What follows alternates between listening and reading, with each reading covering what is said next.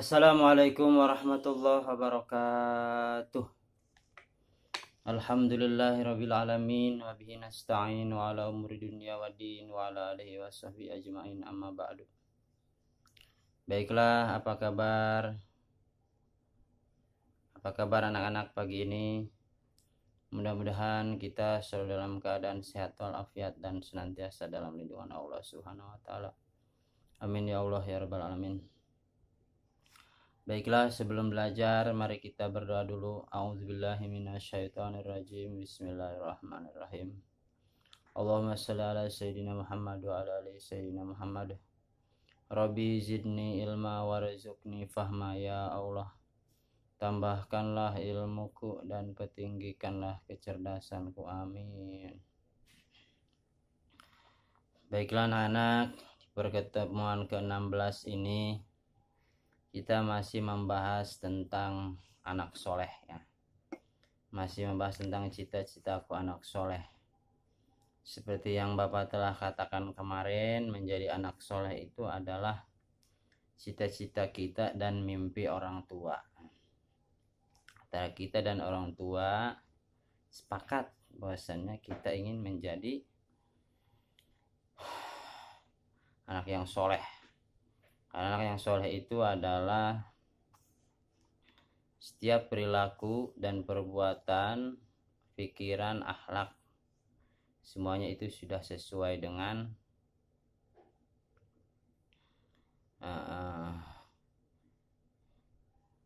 kehendak Allah, insya Allah. Karena anak soleh itu akan selalu bermanfaat, entah itu bagi dirinya, setiap perilakunya akan selalu bermanfaat bagi dirinya ataupun bagi orang lain. Sebagaimana Rasulullah SAW katakan adalah khairun nas anfa'uhum linnas wa ahsin akhlaqahum. Sebaik-baik manusia adalah yang paling bermanfaat bagi manusia yang lain dan yang paling baik akhlaknya.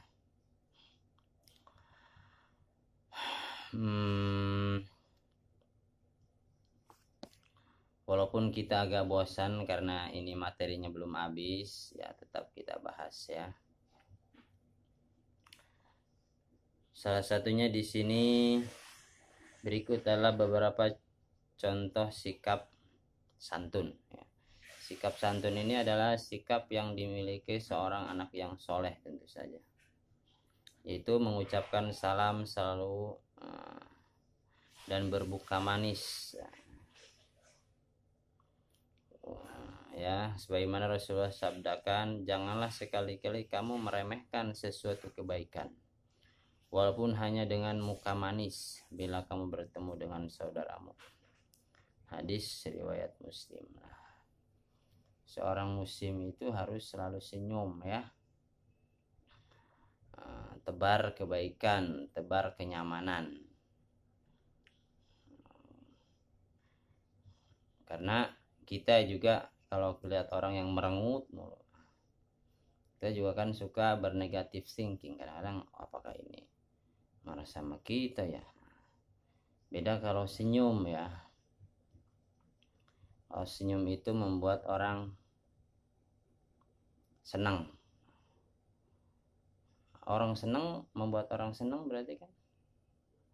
Makanya dikatakan senyum itu ibadah. Ya, itulah. Karena senyum itu membuat saudara-saudara kita, teman kita senyum. Berusahalah buatlah senyum agar mereka itu tenang, damai melihat kita. Dan jagalah senyum itu dari senyuman fitnah. Ada juga yang senyum fitnah. Contohnya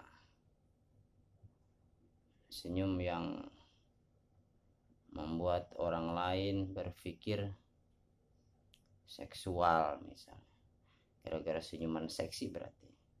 Itu membuat orang jadi birahinya muncul. Jadi itu senyum fitnah berarti itu namanya. Itulah itu yang harus dijaga. Itulah seperti halnya kita makan aja. Makan itu ada yang bernilai ibadah, ada yang bernilai dosa atau haram.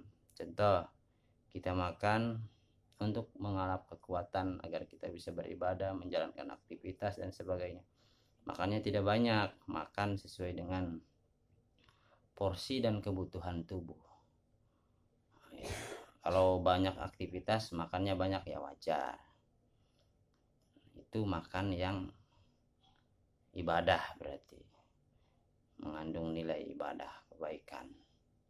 Setiap kebaikan pasti menilai. Tapi kalau sampai perut kita misalnya kemenuhan, nggak bisa gerak, sampai nggak gerak karena kekenyangan, apalagi sampai muntah, maka makan itu bernilai haram atau dosa berarti, seperti itu. Makanya yang sedang-sedang saja, sesuai dengan kebutuhan dalam hal apapun. Ya, begitu juga di sini dalam hal senyum saja. Senyuman itu jangan sampai membuat fitnah. Intinya seperti itu. Tapi membuat kenyamanan, kedamaian di antara teman dan saudara kita. Kemudian berbicara dengan lembut dan tenang. Suara tidak terlalu keras dan tidak menyakitkan. Sabar dan mendengarkan teman berbicara. Hindari kata-kata kasar, keras dan kotor yang dapat menyakiti hati orang lain. Nah, kita harus berkaca pada diri sendiri. Kita aja kalau dengar orang yang ngomong tidak sopan, kelantang, keras dan sebagainya, kita kan mudah tersinggung. Nah, maka dari itu fakir qabla an ta'jima, gitu kan kata Mahfudat juga. Fikir sebelum melakukan. Kalau kita aja tersinggung dengan kata-kata orang yang kasar, yang keras, maka sebaiknya kita juga jangan melakukannya, karena orang lain pun akan sama merasakan apa yang kita rasakan. Kemudian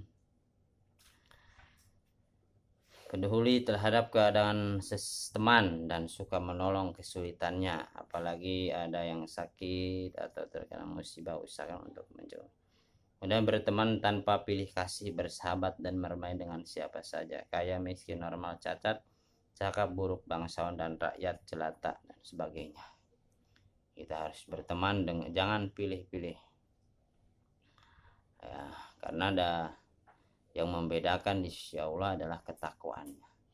Kecuali yang dimaksud dengan harus milih teman menurut agama adalah apakah orang itu bisa membawa keburukan kepada kita atau kebaikan. Contoh, berteman dengan seorang yang rajin sholat. Nah, kita temani karena ntar lama-lama kita akan terbawa rajin sholat.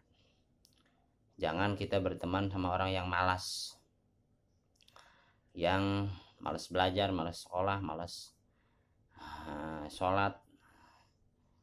Jangan. Kenapa? Karena kita takut ke bawah.